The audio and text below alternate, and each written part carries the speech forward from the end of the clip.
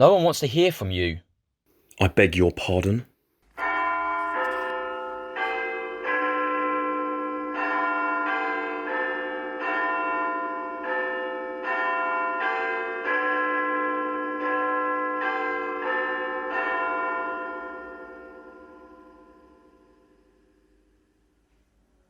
God save the Queen.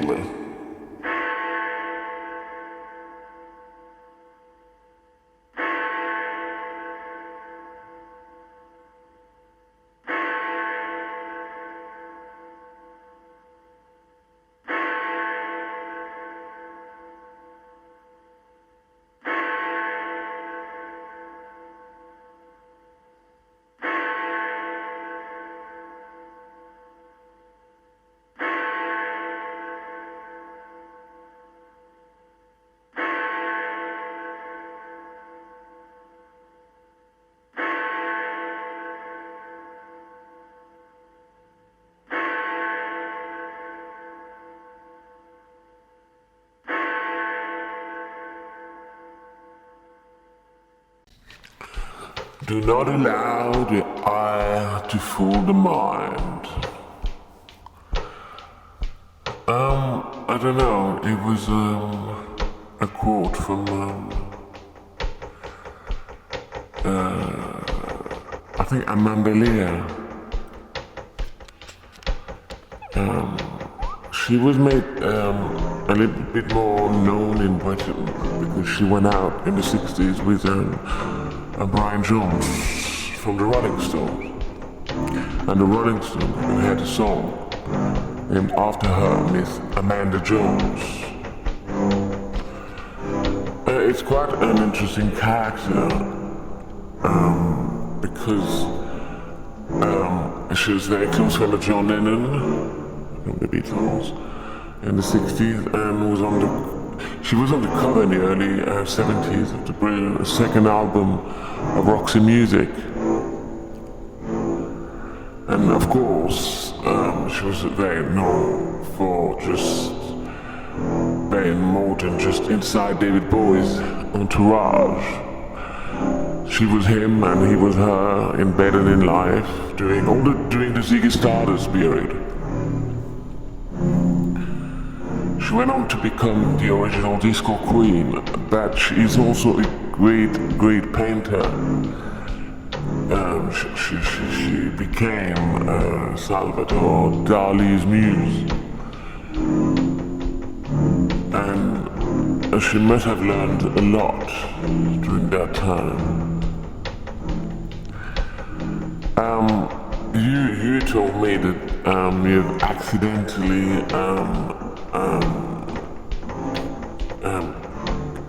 came about her while you were reading April Ashley's biography. She had a massive fallout when April Ashley wrote her biography, her autobiography, and mentioned the days with Amanda when they were known as the drag acts in various cabarets around London, not Britain, of course, under the guise of Peccidoslo. Amanda was furious when she published all this. She wanted so badly to become a woman, and she kept on saying so without realizing that she doesn't look or sound like a woman, and it's very difficult to sort of erase your past when you started your career as a drag queen and were known for it. Again, for many reasons, not in this country. The fact of the matter is that they both could not have achieved what they did as a man, especially in the 60s, in London, and needed to undergo a sex change. Even if her own, Amanda Lee's sex change didn't go too well, but they had to because,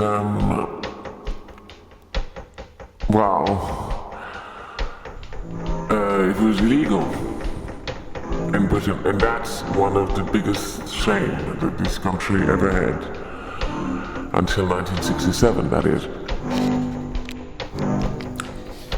At university, I studied the cultural evolution of the 1950s, 60s, 70s, 80s.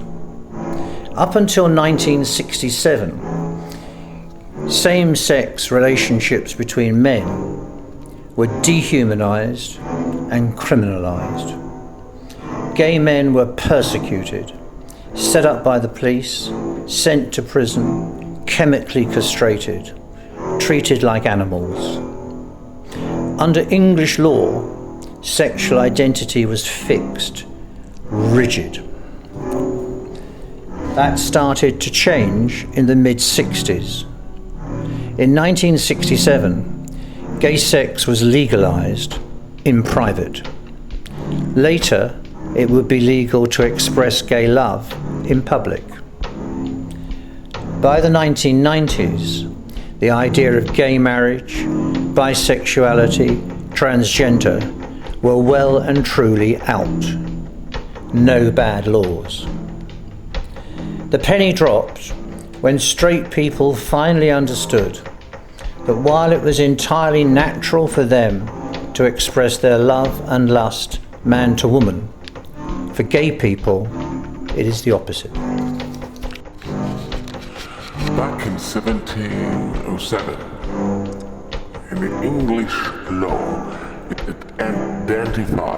identified anal sex as an offence punishable by hanging as a result of the Baggery Act 1533 and enforced by Henry VIII, and the death penalty was finally removed in 1861. In 1954, the trial and imprisonment of Edward Montague, he was the third Baron Montague of Beaulieu, Michael Pitt Rivers and Peter Willeblood for committing acts of homosexual indecency. I mean, the whole story caused an uproar and led to the establishment of a committee to examine and report on the law covering homosexual offences. And it was appointed by David Maxwell, 5, and Sir Hugh Lucas Tools. Not that all these names matter that much, but it was a revolution. Because it never happened since 1707, and people were living in fear of their life. And you were talking about millions of people. It was known as the Wolf and Dunn Committee, and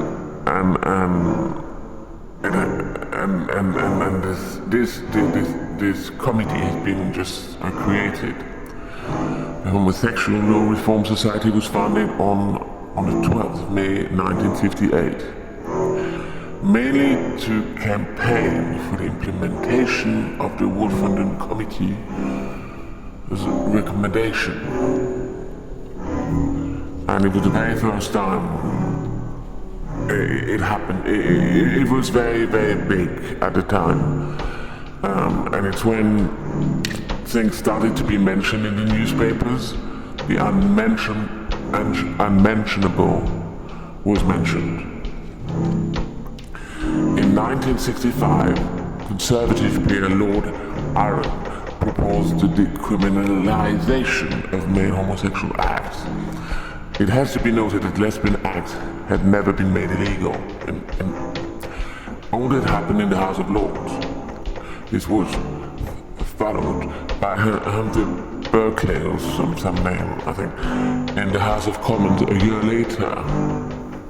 Labour MP Leo Apsley took up the issues, and the Sexual Offences Bill was put before Parliament in order to implement some of the Wolf and Dunn Committee's recommendation after almost 10 years of campaigning.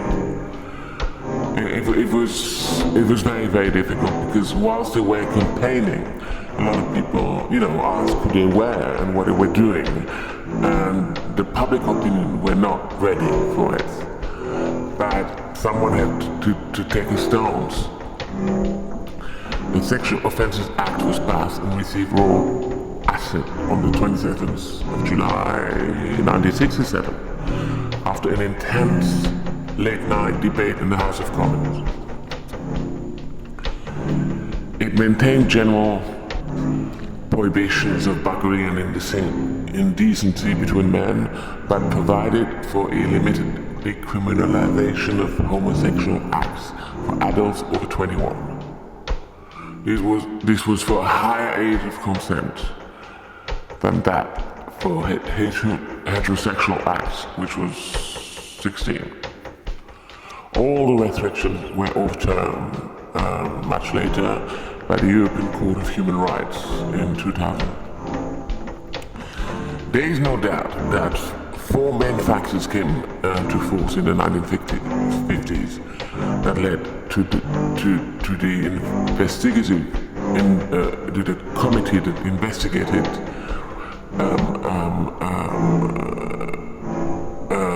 the process that recommended the decriminalization. Gay men were leaving Britain in large numbers. A high amount committed suicide every year, every month. Many deserted to the USSR and became spies for the Russians, or they left to Europe. Europe was a major factor. Britain was set to join the then common market, and this illegality was incompatible with European laws, where it has been sanctioned. While it was proven and agreed since Napoleon, and legal before since Julius Caesar. So when Caesar invaded Britain and helped shaping the country, he sort of made it legal before before they were doing anything. They didn't have many laws in England before the Romans, but it's an astounding moment of history in the history of the United Kingdom.